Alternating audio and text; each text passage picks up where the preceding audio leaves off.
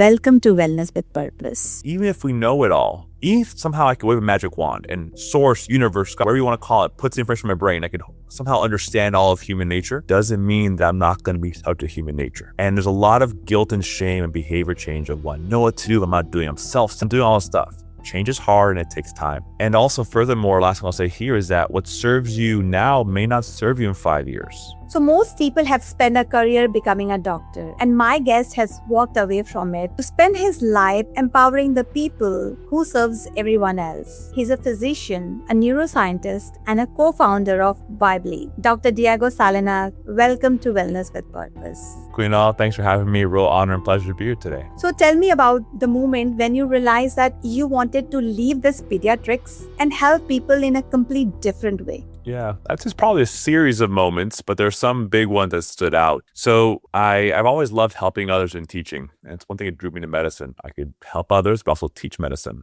And I had thought that if I could understand pathophysiology, right? So why the body works and why it breaks down, I could use that knowledge to educate others, meet them where they're at, whether they're a biochemist, PhD, or a literate farm worker. If I could explain things that can maybe make a change. And it's no secret that the healthcare system in the US has a lot of flaws, a lot of rooms for improvement. And while working in that system, I was really frustrated, to put it mildly, at the inequities that I saw in healthcare. Martin Luther King Jr. said, of all the forms of injustice, those in healthcare are the most cruel and unjust of all, or something like that. Mm-hmm. And I was part of feeling of burnout wasn't from the work or lack of sleep. It was really the moral injury of, what do you mean I can't make a change in the system? And I remember asking one of my advisors, hey, how could I use my passion for teaching and education to help improve healthcare? Kunal, I've done research in the past, pipetting, working in HIV labs, and God bless primary researchers, but I'm much more of a clinician, boots on the ground kind of person. And I'll never forget what she told me. She said, Diego, you're caring, you're passionate, you're well-meaning, but it's a big system. It's a David and Goliath system. I recommend just get a full-time job and see if you can volunteer here on the other side. And so Kunal, I left her office and two things struck me. One, I was like, wait, I'm pretty sure David wins that fight. So if you want to dissuade me, maybe work on the analogies. But the second thing is that even if he didn't, Kunal, I'd rather die trying throwing rocks. I know myself and I want to create change around the things I'm passionate about. And so when I left, you mentioned earlier, I knew that I wanted to provide health in a way that I feel is more meaningful and more impactful and more in line with what I studied and the values I hold, not from what someone who's never opened a medical textbook is telling us how to work. And I mean this with zero arrogance, or we're all humans, we all are equal on earth. But it was really, again, frustrating, to put it mildly, someone telling you that you're spending too much time with your patients. And I'd say if that was your kid, you wouldn't be saying that. If that was your mom, you would be saying that. And frankly, if you don't know where the liver is, I don't think you have a right to say that either. You know, Goldman Sachs would never work with 40 managers supervising one junior employee, and those managers have never opened an Excel sheet. But we've normalized this in healthcare in the US, and I think the worst forms of corruption are the ones that we don't question. And I don't mean corruption necessarily money on the table, I mean corruption of just corrupting the system. And I was seeing not only patients suffering, but the system really taking advantage of all these providers who spent their life, their money, their 20s and their youth train help others, doctors, nurses, therapists, pharmacists. And the system was really breaking both parties down and that partnership down. And so I wanted to make a difference. I wasn't sure what that was going to look like. And so Kunal, I thought it was going to be through education. Wow. I was going to create a program called Pediatric for parents. I have family from South America and Europe, and I see how families are supported differently in those continents compared to the US. And I was like, well, if I could be what I am to my friends, they call me all the time, ask me for advice, and we can spend as long as we need to. It's not about me knowing the diagnosis, it's do you understand the system? I was like, what if I could do with my friends and family for my patients instead? So that was my journey that started this, and I didn't know I would end up here today. It's a long, winding journey, but let me pause there before I kind of go on, because it could be a long-winded story. And that's a real turning point. I mean, it takes something to walk away from the title you have worked really hard for. Yeah. And people ask me that, do you regret it? Do you not? Absolutely not. I loved what I learned, and it made me so much more effective provider. If I didn't go to medical college, first of all, personally would wonder what if the grass is greener, but also it's really now empowered me to understand the science well, but also the systems that get in the way of the science and how these two things interact. And I've been honored and blessed to be a part of people's lives lives in their hardest and happiest moments and everything in between. That's a real privilege. And to me, I'll be honest with what I do now as a health and well-being coach supporting others. I still feel like I'm practicing my version of medicine. I took a Hippocratic oath a long time ago. Do no harm. It's a person, not disease. So same principles that apply. I just now feel I can actually live in line with my vision and values and how I want to serve others compared to someone trying to dictate that who's never held a stethoscope. So it is hard creating your own path. It's not done for you, but when you're motivated and it's important to you, you have to love your process in life too. And that to me was important, that even if I wasn't sure what it's going to be, I have to do what I believe is right. And how can I leverage my time on earth more? I love that. I mean, most people just guesses at it. And because of your background, you have studied it, being a doctor and a neuroscientist, and actually what you are teaching and how people change, you are actually living it. So to be honest, I mean, what did the early days of coaching feel like after years of being doctor in the room? Yeah. So I'll be honest with you, Queenal, I had no idea really what coaching was. And I think the biggest bottleneck, at least for health and well-being coaching, is the lack of awareness of what it is or what it value brings. Because this was my path. As I mentioned, I thought, what if I create a program to support new families? I was seeing people come to the ER or urgent care late at night with things that were actually developmentally normal, but they just didn't know this because kids are weird. One of my attendings said, kids don't read the books you write about them when they come out. They're a little weird. They're all unique. It's mathematics. 100 billion neurons, 100 trillion synapses. We're all different. It's a mathematical reality. It's not a philosophy, right? And so, but back in the day, about a few generations ago, kids often had a lot of adults they interacted with. 8 or 9 was routine for kids or toddlers. Now it's like 2 or 3. This is why parents are so stressed out and burnt out. There's too much for any one person to do. And I thought, well, what if I could create a program? Again, my thought was call it Pediatric for parents that not only teaches the science of first few months or years of life, but also the social component, support, all those things that didn't really fit into a chart, but were super important were super important for people, made a real difference. Because the problem with healthcare is it stops when you're at baseline, And life is much more than just not being in the hospital. What about going to the playground, enjoying yourself, feeling fulfilled, not feeling stressed or anxious about your kid's health? And so I'll be honest with you, Queenal, on this journey, it was kind of hard to people like, oh, you're my doctor. I'm like, why don't you think of me not as your doctor, more as your medically educated friend,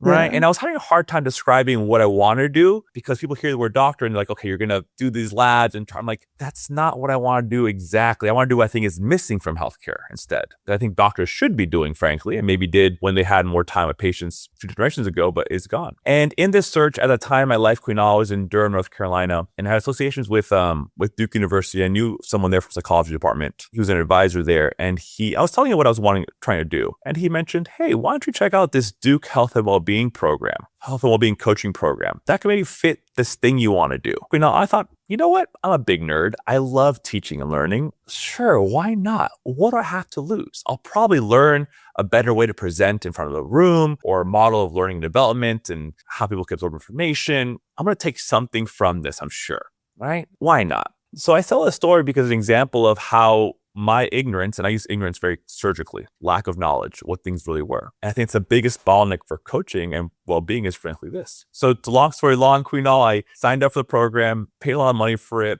About an hour in, they said, let's do a live demo. So you guys can understand what this really feels like. And my classmate went up who was younger and the professor asked, what do you want to explore today for health and well-being? I'll never forget. He looked back at this wheel of health he had and he goes, I think I want to explore my spirituality today. Yeah, I had the exact same reaction. I was an hour in, I was in front of the room. My thought, Queenal, was like, yeah, me too, but good luck. How are you going to teach this in half an hour? How are you going to solve life's biggest question? She's not a spiritual leader. She's not a clergy. After seeing them coach and the process happen and the energetic shift in the room, and I realized this is not teaching. And I realized I saw his become brighter, more excited. And this all of a sudden, that excitement, that spark was turned into action steps, not just thoughts. And I thought, oh my goodness, this is cognitive behavioral neuroscience applied. This is what I studied in undergrad. You can apply now in a healthcare center. And I thought, wow, I can combine my neuroscience background, my pediatric background, and I can really help parents that want to help parents. And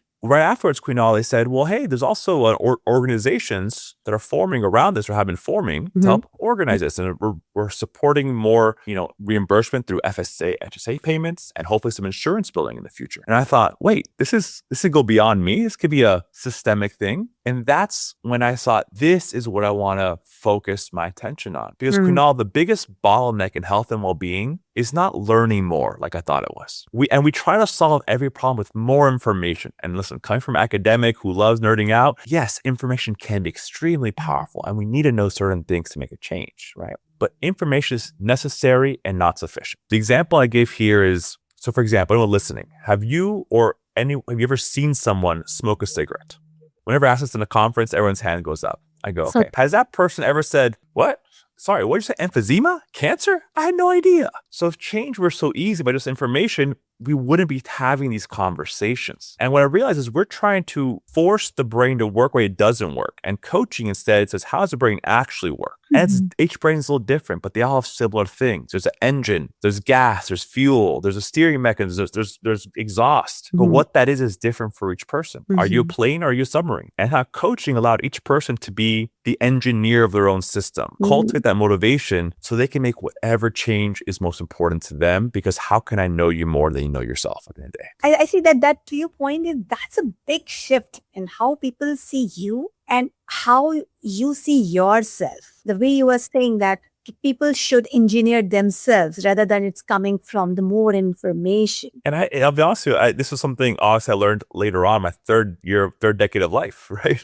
Right? Like I'm like, why is this not taught in schools? Why are we approaching this the wrong way? Right. And so, and my thought there too, and I want to say for everyone who's a primary researcher, thank you so much for the work you're doing to just exploring without knowing where we're looking. And the biggest bottleneck in our healthcare is not in learning more, it's in applying what we know. And so my thought, Queen, was this can change. This could be public health change in my lifetime if we can really make this known. Because I tell people, the students I mentor, because I teach this stuff now too, I go, listen, the reality is few people know what we actually do. And I'm a great example. I paid a lot of money for this program and I had no idea what it was until an hour into it, right? So my mission now is how can I expand this in other way people serve? Because well-being is so individualized, but and here's the reality too. I focus on mental health coaching. There's no lab result to tell me if you're feeling happy or sad. There's no scan to tell me if you're fulfilled, right? And I want to bring more patient data into the equation. They can drive things, and depending on what their life is like, it's a very realistic and proactive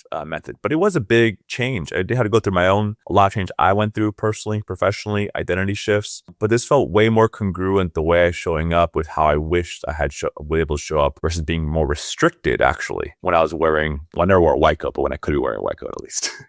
So since you are talking about it and you co-founded Vibely, so where did this first idea come from? Yeah. Great question. So this actually came the moment I saw that live demo.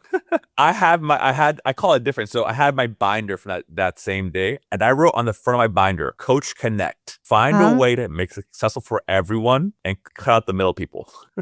Right? So I called it Coach Connect was my idea for the company name, right? So on my journey that was in 2018 when I took this program, I still teach at Duke's program, I mentor and teach there. I've had different positions or roles within well-being and coaching, was part of a gym for a little bit, worked for different companies. And I thought, well, let me do the entrepreneurship model. Let me work for a company and, work together with people and try this out. But I realized sadly what's happening in coaching now is what happened in medicine a few decades ago. It's starting to be run by people who've never been a coach or never been a client. People who are well-meaning, but frankly, don't know what they don't know, right? And so I wanted to try this, my own journey of empowering others. And the way Vibely started was a little serendipity. So I'm actually the second co-founder of Vibely, Queenal. Who started Vibely as a client, actually. So my co-founder, Jad, he's an engineer. Worked at Airbnb, Microsoft, really another nerd. And I say nerd in a good way. It was a nerd. It's you're passionate people get stuff done, right? Another nerd in the computer science realm. Somebody has to build it. If it's your idea, somebody has to give it a structure. Well, I think in teamwork and collaboration, and you'll see where the story kind of ends nicely, is that, of course, in healthcare, we need other people who are allies to support us. From the marketing, from the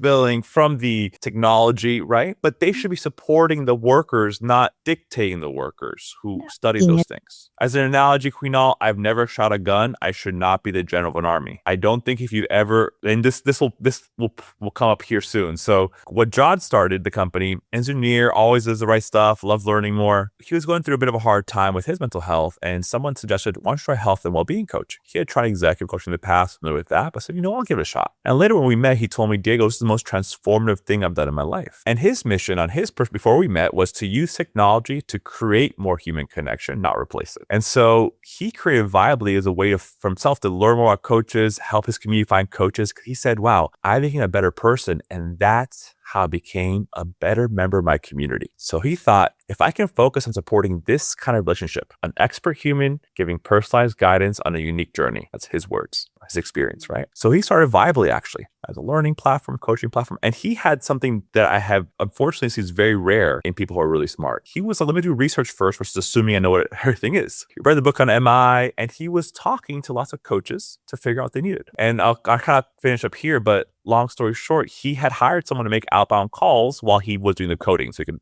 go in the flow state. And it was November 2023 or something around the time, maybe October or something around there. And I had an unknown phone number on my cell phone. And Queenal, twice a year, I will pick up unknown phone numbers. I don't know where I started this, but I just did a long time ago. And I always know because I go, what's life without whimsy? Hello? So I did, hello? Hey, Dr. Salinas? Yes, it's me. How can I help you? Are you that coach, neuroscientist, blah, blah? I was like, yeah, that's me. Are you looking for some coaching services, some consulting? How can I support you? He said, listen, I'm calling on behalf of a company called Viably. We're a new startup helping coaches, right? And I said, hey, Tom, hold the phone. I've had this exact same idea since 2018. I call the Coach Connect. You're calling it Viably. Great. That's not important to me, but the vision is important to me. And I said, before we go further this conversation, I have a question for you. He goes, what? I said, is there a coach in leadership? And Queenal, he gave me an equivocal answer. And I was like, listen, Tom, you may not know the answer. It's a yes or no. There's someone who's a manager, they're a director, they're a C-suite, they're the founder. Like this is a question that does have an answer, even if you don't know right now. And he goes, well, why do you need to know? And I said, if there's a coach in leadership, sign me up. I'm here today. I'll do it right away. I said, what about if not? I said, well, if not, number one, I'd be really interested in being that coach. I have an MBA program I took as well, Queenal, so I'm kind of curious how things intersect. I think you know how the story ends there. But I said, or B, I want nothing to do with you until a coach is in leadership. And I'll never forget, he said on the phone, he goes, bold. Still makes me laugh. I said, listen, Tom, I mean zero disrespect, but I've been on our block too many times to see how this story plays out. So many companies have the right word, the right saying, but they're run by the same people who, frankly, don't care about well-being. They care about making money only.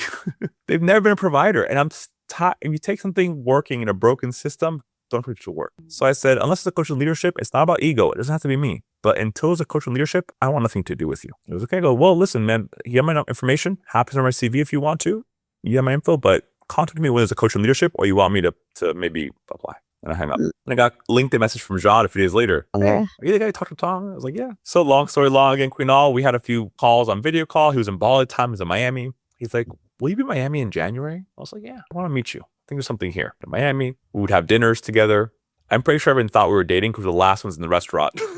You like talking till there's no more water left in the pitcher. But it was like, get out of here, you know? But he told me things that I had never heard from someone in his position that was important for me to hear. He said two things that really stuck to me. One was, Diego, if we go to do this together, it's going to be hard. It's going to be a long road. I want to make sure someone's in it for a long road. We know going through medicine, as you point, I can do long road stuff. I'm not allergic to hard work. But he said, we're going to face some hard times. And I wanted someone who can make a tough choice when they're in hard times, makes a choice based off of their vision and values, not off of fear of being short-sighted. And I just smile. I was like, coaching's based in vision and values. If it's my name behind it, my mom says you get one name in your lifetime, use it right, you know? You better believe that's the foundation of it. But Queenal, as I started talking, he said, wait, I want to make sure we're not influencing each other and actually are aligned. I was like, what? He got out his notebook and ripped me a page and handed me a paper. He goes, go ahead, write your stuff down. I'll write my stuff down. And he's methodical. Okay, I like this. So, you know, now I still have doctor's handwriting, absolute nightmare, but he's very neat handwriting. But otherwise, it was there, right? And he goes, so many companies are good on paper, but they don't make an actual difference. I want to make a difference in the world, people's lives. And then the last thing he said that really sealed the deal for me was he said, I remember he leaned in. I was talking about something about coaching. He leaned in and he goes, can I pause you? He's like, listen, I'm a client. I'm an engineer. I can do focus groups. I can build teams. That part I covered. But I'm not a coach. I don't know what I don't know. But if you let me know what you and your community need, I'm pretty sure I could build it for you. If I could do a backflip, I would, right? I was like, this is the person. Like I've been looking for a long time. And so after a month of talking, let's consult for a month, make sure we're a good fit. We worked together for a month, nonstop. amazing work. And then the next month in March, I was co-founder. So we went silent because it wasn't HIPAA compliant, that medical grade encryption. And he did a really good job of getting started, but was missing some crucial features. So we went silent, and then we launched again as this HIPAA compliant platform. And our third co-founder, Miriam, was actually one of Vibely's first clients. They've been friends for a decade. She unfortunately lost her father and had a hard time with that loss. And Jad said, listen, I know some people use Vibely who are grief and loss coaches. Grief and loss, excuse me. And she goes, I thought it was therapy. I didn't know coaches did that. What are you talking about? I know executive coaching only. Right? She said, well, Miriam, give it a shot. Same idea. Had a transformative experience. And she goes, wow, I want to help coaches the way they've helped me out. So everyone in the company, Queenal, is a coach or a client. And that's where I'm really proud. Work with people who have value-based first, that same vision, but with different skill sets that we can collaborate together. So that's how Vibely started. And that's a beautiful story. And what I feel that you both were meant to be connected, and this Vibely came from the real gap which you both were living. So it was not a whiteboard. That always matters. And now let's talk about work and what makes it different. You have talked a lot about unlocking human potential through small and compounding actions. So what does one of those small actions actually look like? Yeah. Here's the reality. There's no one size fits all. I'm going to give some examples here of common things. But I think the problem with well-being is people say, click here to download your personalized wellness plan. If you made the plan before I met you, how can it be personalized? Right? And so same idea, right? We have 100 billion neurons, 10 trillion synapses. So I think what coaching does and medicine tries to do is look at an overall population. But when I work with someone one-on-one, we say, hey, look, most people are helped by this, but you're not most people. You're not 1,000 people averaged out. You are one person.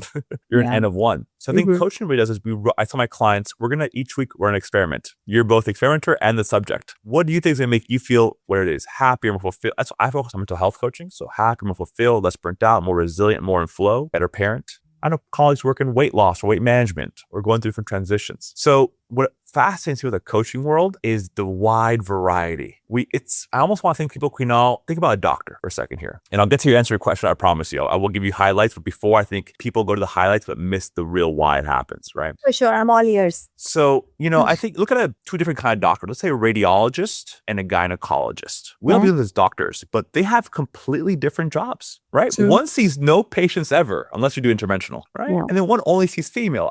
So I want a day where one day people are saying coaching is like that. Yes, I'm a health well-being coach for mental health. You might do work on career development. You might work on menopause symptoms. You might work on weight management. So we all take the science of transition, the neural transition, but then also apply our passions to show up in a certain way, but also the things we know and resources through this lens of transition. So the important part is that no one size fits all. And also, if you look at well-being as a journey, what worked for you now may not be what worked for you 5 years ago or 5 years in the future. And it's about finding resonance or equilibrium. I don't like the word balance because balance implies 50-50. In an orchestra, not all 88 people are playing the exact same level, but the song can be balanced, have ebbs and flows. So this answer is really depend where you're in your life. What was my next step when I was going through a hard time is different than when I'm feeling well. But one thing I love about coaching is it doesn't stop at a diagnosis. You don't need a diagnosis to want to improve. You don't need to have a panic attack to work on your stress management. Right? You don't need to have major depression to work on your resiliency. Right?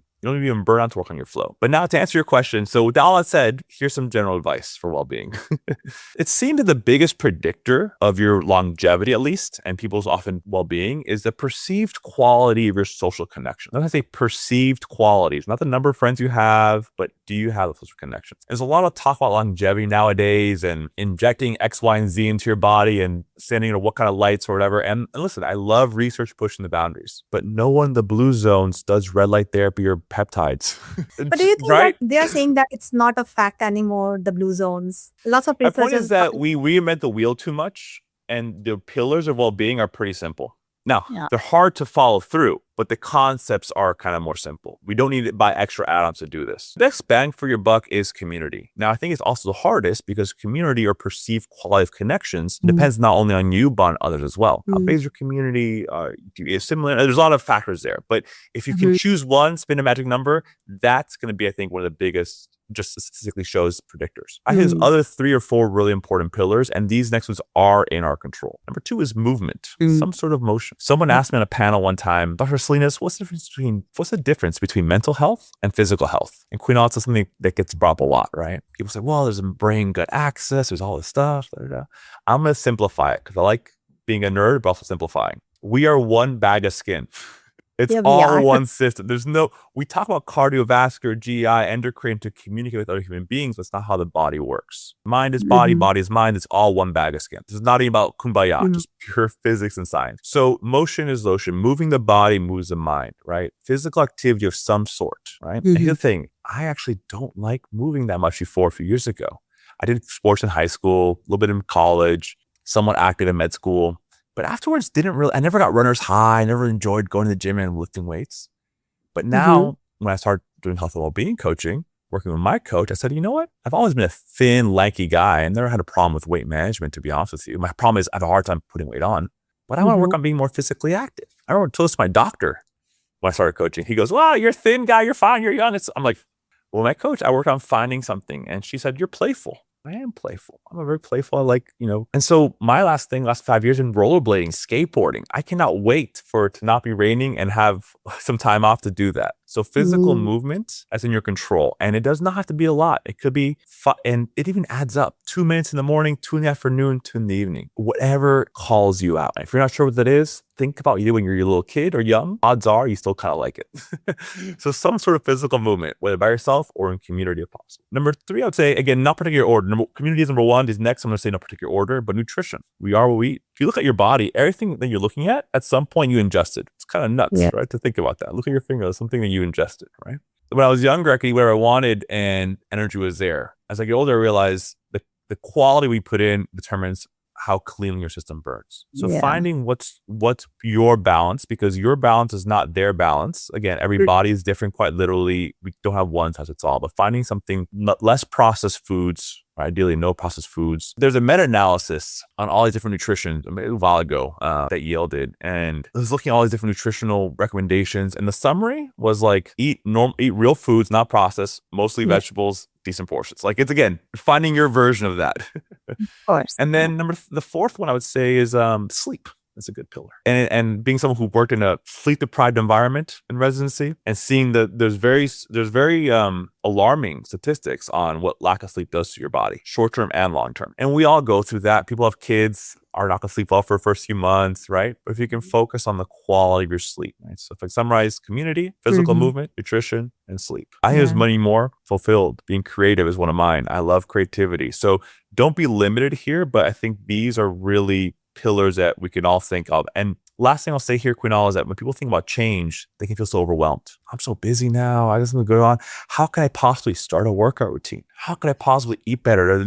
How could I make work? I'm so busy. Yeah. You don't have to do all these things at once. And what we work on in coaching is a small step now can make a big difference in trajectory over a long term. And change is not linear. You start improving, then you go back to old habits. That's okay. It's normal. We bring you back onto it, right? So whatever feels right to you, because it's either really calls you, it's really important to you, maybe it's really important because of some factor coming up like a health issue, or it feels like a low barrier. Hey, if I just do this, it's pretty easy to do. Start getting the momentum going. So let me pause there because I gave a lot of general advice.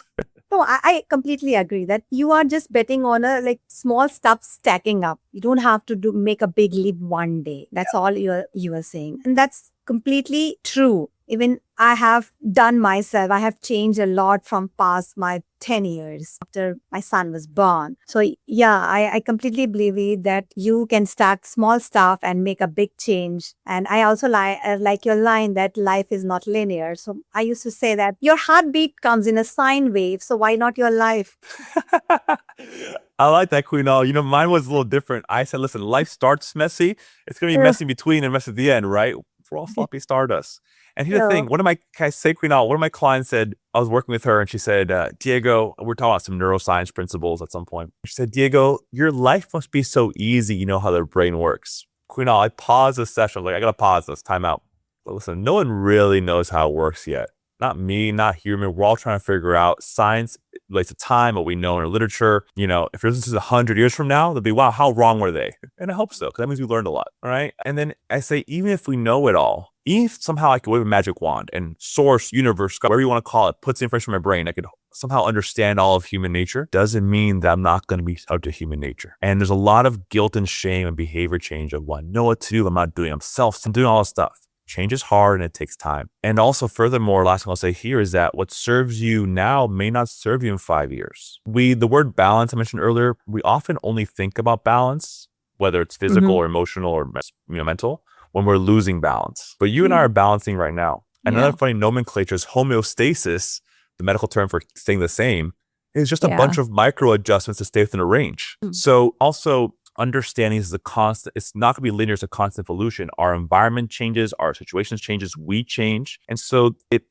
necessitates an adaptive model of continuing transition through a road versus it's a destination, which is when I was younger, I thought health was a destination. It's a process and it's all about those clients I work with resiliency on. I define resiliency as falling over less often and getting up more quickly. Let's talk about your Vibely app. So can you paint me a picture of any coach's life before Vibely and after? And what do you see the difference? Well, I definitely use it, so I'm a biased perspective, but I'll give you perspective of other people who didn't create it, right? So one thing coming from medical background, anyone who's worked in medicine knows how awful medical systems are. They're cause burnout. Unless you're medical billing, they're great. If you're a patient or a doctor or a therapist, they're awful. And I'm like, I know my phone connects my personal life. Why is my medical system getting in the way instead? And so this was designed not only for coaches by coaches, it was designed by clients and coaches for clients and coaches. It's a partnership platform. And what I was seeing was that when I was, and I still do, I train people at Duke, that we learn coaching, but no way to apply it. We don't know business or taking payments, and something that I didn't know when I graduated. I was like, okay, cool, I'm a doctor.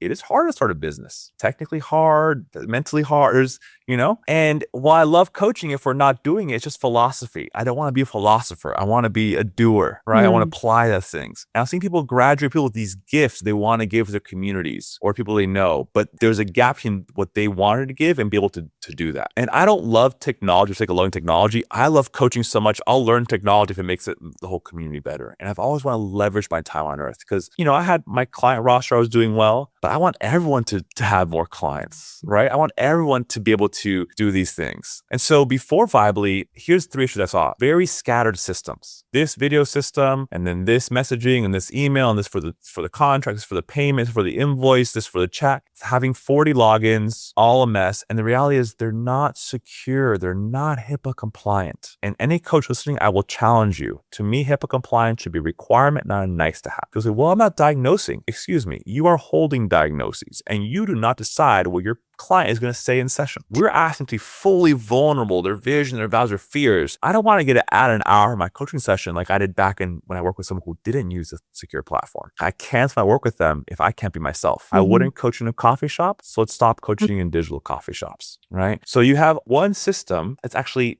way easier for you to use, way more secure, and way cheaper, right? And then for the other thing that is an interesting thing, we partner a lot with coach training programs. And I was talking to Shelby Bray the other day. She's a director of the Headspace coach training program. And we offer our software lectures for them for after graduation, those kind of things. And I was asking her what her experience was. They've been doing this for like 3 cohorts now, or maybe a year or 2 now, something like that. She said, Diego, I've seen a tremendous difference in the confidence of my students from using Bible. Because now, I wasn't seeing the coach and someone with the webcam.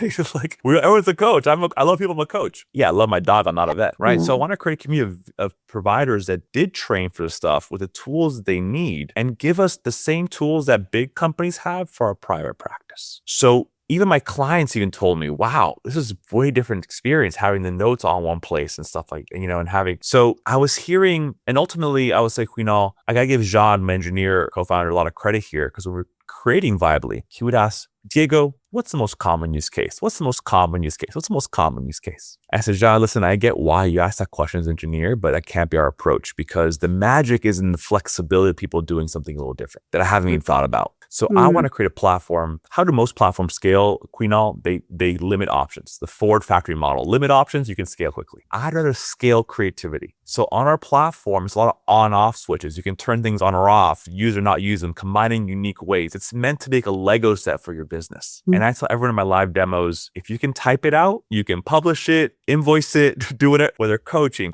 and therapy, coaching, personal training, consulting, whatever you envision. So it's way easier, more secure, cheaper. And I mentioned community. One thing we have in Vibe is a community of providers. So what happened was I was hearing these awesome ideas from my students, from other coaches. And I go, wow, I heard someone else had the same passion to help insert, category here, new moms or whatever it is. You should talk to each other. So I created, because being a solo provider can be very lonely. And my advice, just because you're a solo provider, don't be alone. Have people who support you professionally, personally. Have software supports you, whatever that is. And so I was like, what if I create a community for these providers, instead of feeling disillusioned and quitting, can support one another? And it's been beautiful seeing the collaboration. People have formed companies through the platform, done research grants, swap referral patients or clients to each other when they're not a good fit. And I've seen that confidence grow because you're not alone now. You have a community of consultants behind you, the same way I did in the hospital. I was more confident because I knew I had other doctors that could support me if I needed to. Same idea. So I think the hidden feature that we get a lot of feedback on is the community of providers also who are doing this as well beyond the platform, or do it more securely and easily and safely. Basically, you are not building the community, but also you are making them connect with each other. And that's how, with their feedback, you are also improving your applications every day. Wow. 100%. I always joke, the community is our fourth co-founder, because it's not my platform. It's right. Like I'm the voice of what I'm hearing.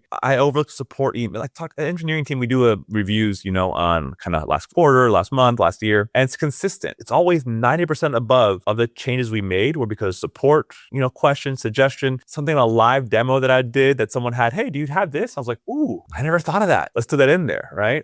Even the way our notes are, Kunal, is a job idea. So yes, we're a coaching platform. We're constantly expanding, constantly improving, which is why we actually added teams in enterprise last year. So we started with solo providers who said, hey, me and my friend want to form a company, or I work for a coaching company or a startup, but we don't have the software. And I've heard horror stories of people spending way too much time and money trying to get started creating their own stuff. So we started white labeling this for the providers as well, or the companies. So I'm going to support from like the just graduated, kind of maybe part-time, to I have a huge company and anywhere between. And now we're also supporting more mentorship programs with our mentorship software for training and recording securely and supervising your students or mentors, whether ICF or national board or, other kind of coaching too. So it's been wonderful, the continual evolution. It hasn't been easy, but we're not here to do easy things, we're here to do the right things. And I love our engineers because they've all been coached. Instead of saying, so many of the companies I've been part of, they'll say, well, it's too hard to do. So that's kind of difficult. Ours, they go, well, do you need it? If you need it, we'll figure it out. And it is an absolute joy and thrill to be taking the community's features, requests, and translating to real applications in very short amount of time. And so I'm really thrilled for the team we have and what's coming next as well. You must be excited.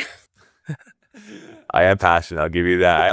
That's the thing, is when you do what you love, right? It doesn't mean it's not hard work. It doesn't mean I don't spend long hours, but I mentioned early in the call, I know how I want to show up in the world and how I want to, energy I want to put into my process. I'm not allergic to hard work, but it has to be a meaningful end and something that I can do to give back to people, both short-term and long-term. That's a dream. I still coach on the side. I still have my private practice. I still teach at Duke, and most of my time is spent on Vibe too. So I still get to do what I love, teach what I love, and create systems around what I love and learn from amazing providers who are so heartfelt, learn every day from them. And it's a wonderful community of people who have a passion for helping and giving. And I can feel your passion. And I love that you call the coaches the frontline worker of personal development. So why do you think that the world still underrates what they do? Yeah. So, okay.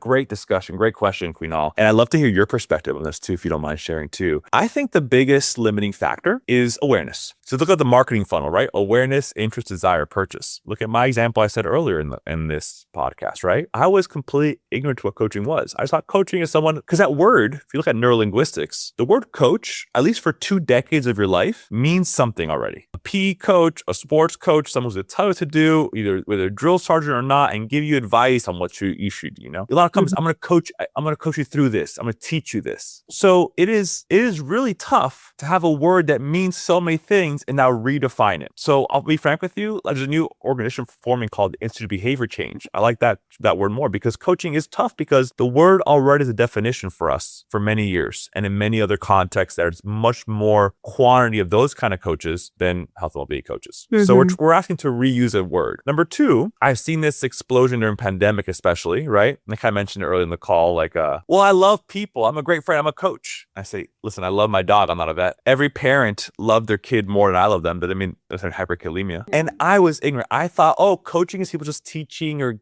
giving the whatever, like, hey, you can do it. So again, the ignorance of that and that word being, even when it's supposed to mean coaching, is still overused to mean I am your support, your son, or all those things. So I think really it's lack of awareness. But and it's such a experiential process. I remember being coach training and see the demo. I was like, okay, cool. Let's see the instructions. Today we're going to walk on reflections. I'm like, reflections. How is this powerful? This is not doing much, right? But then when we were training and my coach was to me, I'm like, oh, this is so powerful internally. So on paper, I'll be honest with you, on paper, it could sound very similar to the claims we've heard in the past that sound too good to be true and transformational. But how do you describe to someone what's like to swim in the ocean? Who's never seen a shoreline, right? Like you have to experience what this could be like. So those three things I think are big contributing factors to why it's not utilized more or why it's undervalued. It's just really lack of awareness or confusion what it is and lack of experience. But once you've felt it, you look for coaching.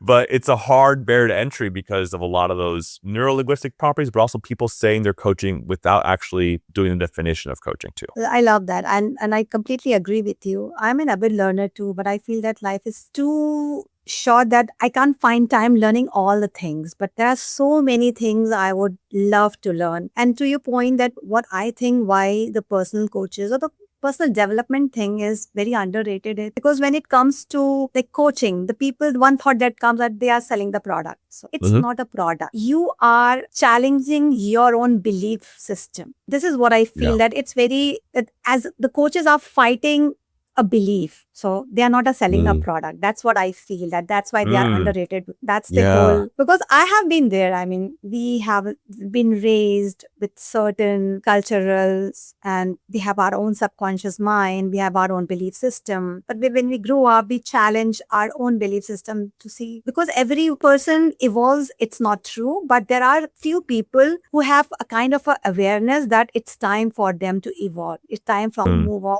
the old belief system and adapt to the new change, adapt to the new environment. And so it's for most of the people, it's really hard. So that's why the people who are working for self-development, it is very hard for them to make other believe that they are actually going to change their life if they believe in us. So that's my 2 cents. I love that. See, we all learn from each other. And what you said made me think of this. You mentioned products, talking to a provider and she's saying, everyone's selling these products as part of their coaching. And I think is really hurting coaching because it seems like you're just selling nutritional supplements or whatever the thing is. What you're selling is the experience. And I say to all my sort of prospective new clients, I say, listen, coaching is not turning in homework assignments. It's not just me being your accountability buddy and reminding you something. It's not you come in week 1 and week 2, here's your new homework. I go, coaching is study hall. It's going to the gym for the hour and a half or the 30 minutes, whatever the thing is, right? It's that's the service we're offering is that space where someone will slow down, look really deeply inward through the tools we give, our reflections and different ways and space we hold and tools we use to get that introspection, go into awareness, and then pair that awareness with motivation to create sustainable change. Those are really hard things to do individually, but it's how you can combine them all together. And that is a process that ultimately, and I think it's when you start off, Coach, you said something earlier about why is it hard? Every journey is going to be so different. That's why it's hard to give a good kind of answer and it's the energy my clients put in. I go, listen, it's not about the energy I put in. It's the energy you put in where you're going to get back, right? And there's a metaphor often of we're guides, right? Like you just shine a light where someone's looking. You still climb the mountain, but let me know what mountain you want to climb. And I'm pretty good at getting people up mountains, but I can't take steps for you. So my clients say, hey, thank you so much, Diego. It was amazing. I was like, listen, I didn't run between this week and last week. I didn't cut sugars out like you did. I didn't do those things. So this must be ready for those things and be open to maybe not knowing what it's going to be like, but can be a safe environment to do those things in a non-linear fashion and get back up when we fall, as long as we're always falling forward and learning from something. And I think last thing I'll say to any coach listening, I know a lot of coaches start off a session, my students do sometimes say, hey, what was a win from last week? What worked well last week? I'll be honest with you, Queen, I prefer, what did you learn in this between our sessions? Sometimes weeks are awful and there's no wins, but you learn a Yes. whole lot from that. And we want to be cautious to not be falsely optimistic or falsely positive, because that's not what an affirmation is. An affirmation is a reflection of a true thing that happened or a value they hold, not what we think someone might be doing. And that's what non-real coaches do. Like, you can do whatever you want. Like, I don't say that. Affirmations are, what have you done? The value you hold.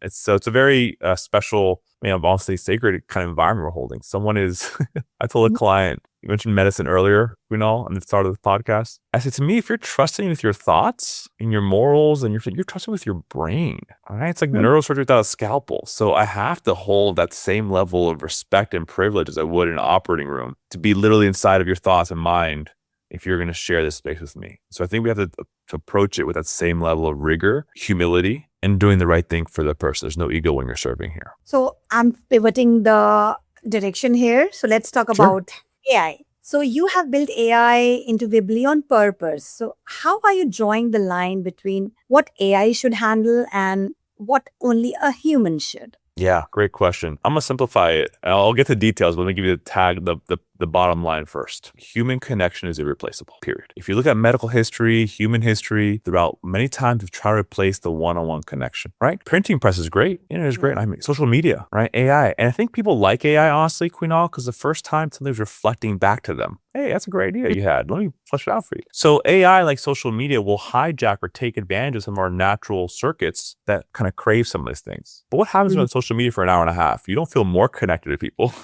right?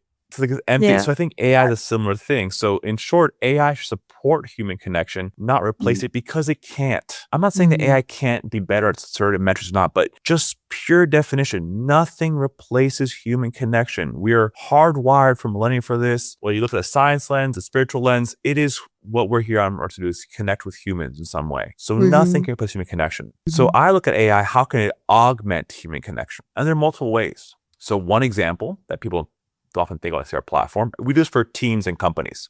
And we know if you look at therapy or coaching or different kind of modalities, what's the biggest predictor of someone's success? It's actually therapeutic alliance.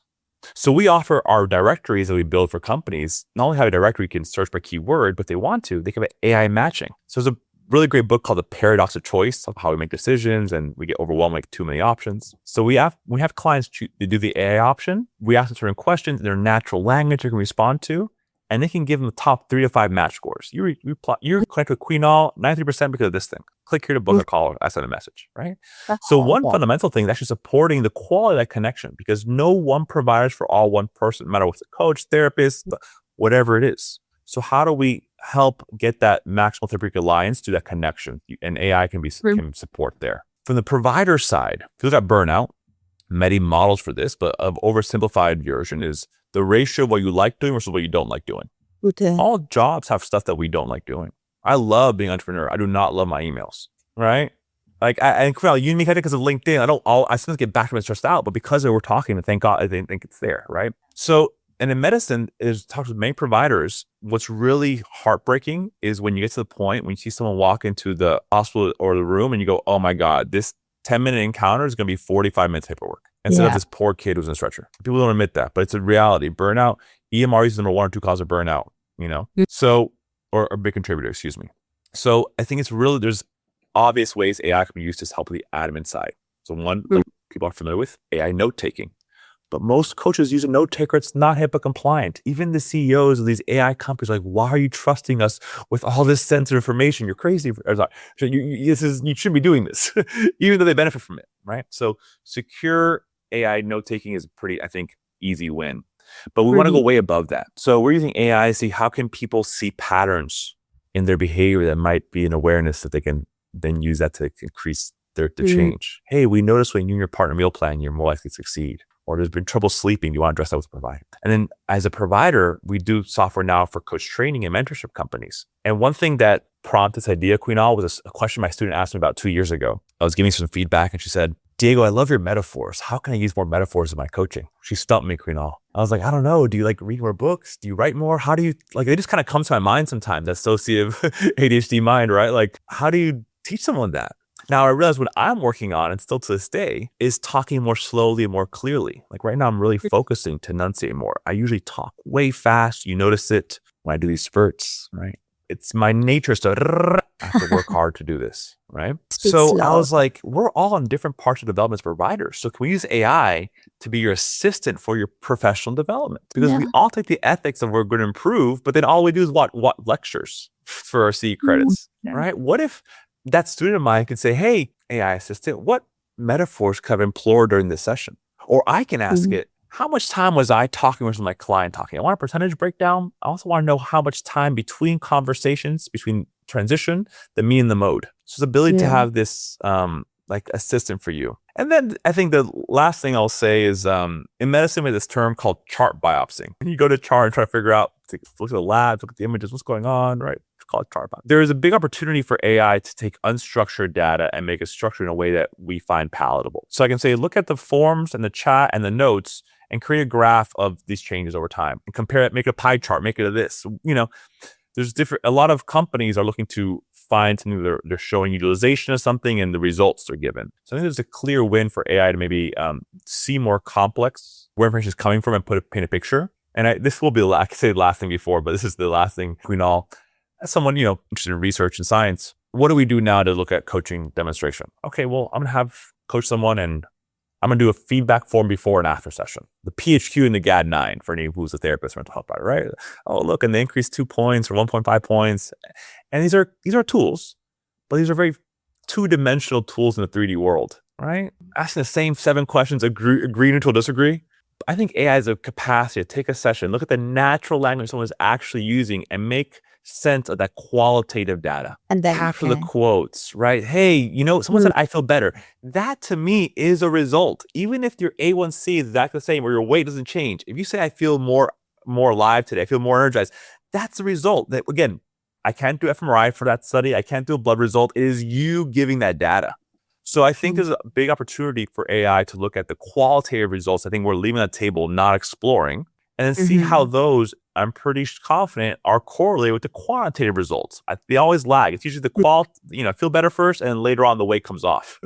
So I think we want to show more research and what is actually being effective within coaching as well, because there could be more to learn there. So I'll pause. So I think a lot of ways, but summary, you can't replace human connection. AI coaching at best is a complementary good, not a supplementary good. It can help you with your SMART goals and tracking stuff between sessions, but it doesn't replace a human when you need a human. That's such a clear way to put it. And that one line you said it, they cannot replace a human connection. And that line is a whole game. So my last question would be, what is next for you and Vibely? And how can people jump in and support it? Yeah. Future is big. So we've started expanding to not only people know us for a coaching platform, but we've had a lot of other well-being providers use our platform. A lot of therapists use our platform, social workers, personal trainers, occupational therapists, speech therapists, right? So we're really looking at what I call multimodal teams for our teams in enterprise. So I live in Miami, big city. You're in Boston, right? A lot of research there. We live in cities where we have the luxury of having large populations and the center for X, Y, and Z, for eating disorders, for Crohn's disease, for these groups that combine multi-specialists to support one kind of thing. And the way a social worker and a doctor and a nurse work together in an addiction clinic is different than in a maternity ward, right? And so I'm really passionate about these multimodal teams where it's not just only coaches running a company, or only therapists. It's providers who have different perceptions kind of working together for a similar reason. And our platform is built flexibly so the different providers can have different views. So for example, a lot of coaches say, oh, look at these EMRs. They're so clunky. That's what I hear a lot. So clunky versus Vibely is so nice and streamlined. I say, for example, if you're a sushi chef, it'd be a nightmare to work in a bakery shop, right? You don't need all the flour mixing bowls getting in your way, right? And that's what's happening in medical systems. We're looking at all these stuff that we don't need. And we're the burnout. Again, the cognitive load. Research is research. I study burnout, right? So the cognitive load. So our platform allows different providers different views. If your providers aren't doing billing, take the billing off of their platform. They don't see it. Your clients don't use the chat, take that off, right? So that same flexible approach that we built the solo provider thing on, that for teams. And then not only for providers, our CMO helped the admin layer so you can manage all providers differently. So I'm really passionate in continuing to support not just coaches, but anyone who's involved in someone's personal development, well-being, or anything in between. We call internally the care operating system. There's a human delivery chain. We want to help that that human, that delivery chain, even if it's part of a bigger system. We're also really excited to support more training and mentorship companies, both coaching companies, therapy, because a lot of those training requires secure recording. We hear a lot, well, it's really hard to match clients and coaches up and send the recording securely. I heard a nightmare story, Queenal, of one coaching program sending the mentorship videos through YouTube. I'm like, are you out of your minds for security? Right? Like, sorry for being so passionate there, but like, can we support those who support others? It's always been kind of my mission in adult life, support those who serve others. If I can help teachers focus on the mentorship and not the admin tech work, they can focus that. And maybe you can share your forms with your students, right? Or your program. And so even institutions that we're supporting now as well for using Viably to match people who want goods and need goods, like even nonprofit work or reaching communities that might always be underserved. So yeah, that some version of this, this diversity points of more providers, more called Viably Gives Back, more teaching support as well, building like a learning system, building on-demand courses right now. And I think to anyone listening, it's that collaboration. We love collaborating, partnering with different training programs, different companies, right? Like I'm curious what we'll build together with our community and where that will take us. We want to build I want to be the think global so you can act local. What was the other question you had? Oh, how can they find us? So anyone interested, our website is viably.io, and I will say it's spelled Vibly. Before we recorded, Queenal, people often said Vibly. It is spelled Vibly, but pronounced Vibly. And why it's called Vibly is that my co-founder got coached. He said from that human experience, he felt the most vibrant and lively self, hence Vibly. So Vibly.io is our website. You can look at I do a live demo. Actually, I'm doing one today in a few hours, but I do at least once a week. I do a live demo. You can always log on, check it out, just be curious about it. Join our community and continue supporting one another through that. So that's how you can find us, Vibly.io. Thank you, Diego, for sharing your information. And this is a real one. And I keep coming back to how and what you said about drawing the line between the AI and what only a human can. And I think that is going to stick with the people. So thank you, Diego. Thank you for coming to this podcast. And to everyone, we'll see you in the next one. Thank you, Queenal. Really been a pleasure, honor, and love supporting what you're doing, helping communities out as well, helping spread the word and connect people who are supporting others. So thank you for what you're doing, and let's continue collaborating. That's how the brain works in parallel processing. That's what communities should do as well.